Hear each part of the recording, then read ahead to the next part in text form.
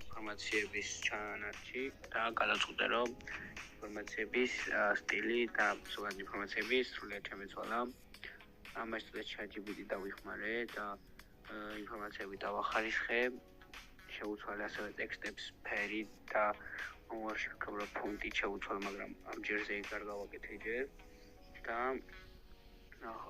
თქვენთან შეაფასეთ როგორი გამოვიდა. დატყვით ახლა როგორ დავწერი ამ ყველაფრის კოდი.